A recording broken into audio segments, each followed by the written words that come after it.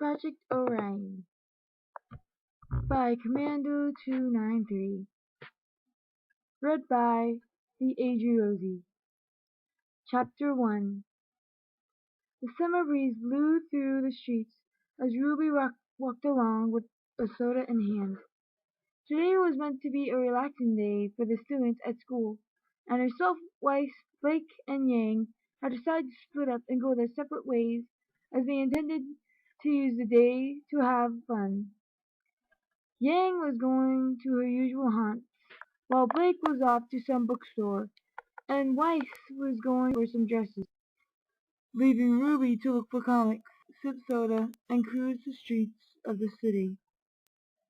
As she walked along, soda in hand, with her side folded on her back, she let her eyes rove the street area as she wanted to see what she could find as she walked along.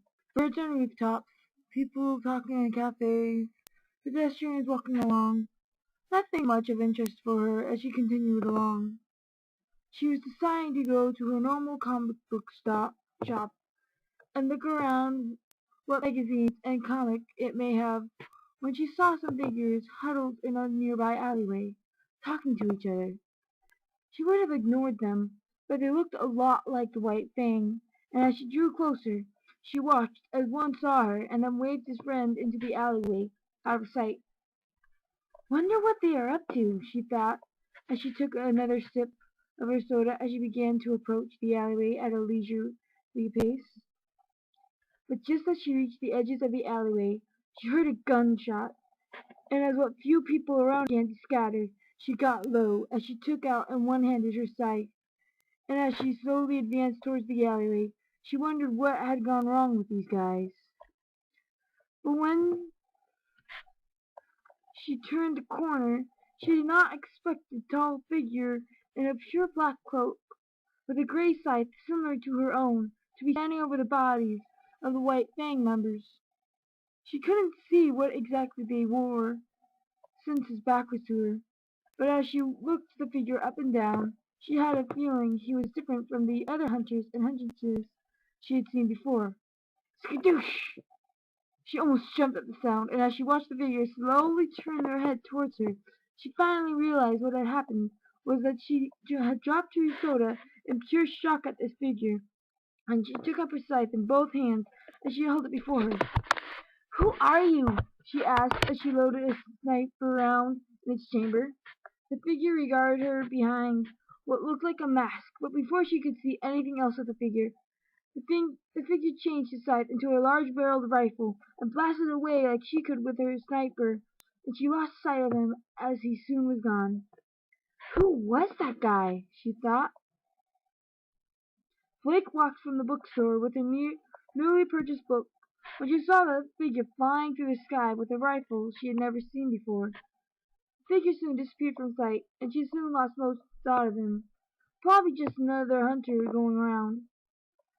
Weiss had just exited the shop, having been satisfied with the merchandise she had seen, when a figure in black cloak and clothing smashed the ground before he blasted it away with a huge rifle, and as she watched him, she wondered what the heck he was and why he was doing this.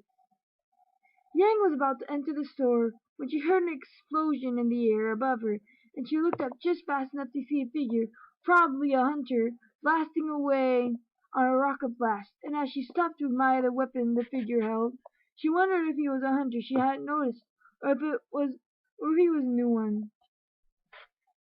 "Come in," Austin said, as he looked up from his desk full of reports, to see General Ironwood come storming in. He noticed that the general was in a bit of a foul mood, and asked him, "Is something wrong, General?" "We have to lock down the city. We have a ghost running around the city," Ironwood said as he went to the desk and pushed Osborne away suddenly and brought up a computer file. Osborne was startled by this until he saw a symbol pop up on the screen, and knew that what this was about as he asked, "What should we do? Should we send teams to get him and bring him here?" "I don't care. I may send some hunter-killer teams to find and bring his corpse to me," Ironwood spat as he brought up a picture of a figure wearing a helmet with 4 barrel protrusions coming from his helmet around the level where his eyes would be. "Looks like the Outlander has come back to the outpost," said Ironwood with much venom. End of chapter 1. Hey, Adri here. Thank you for watching. Like if you enjoyed, subscribe if you want more, and comment if you have any suggestions on how I can improve, or you just want to give some feedback. Thank you for the support. Bye!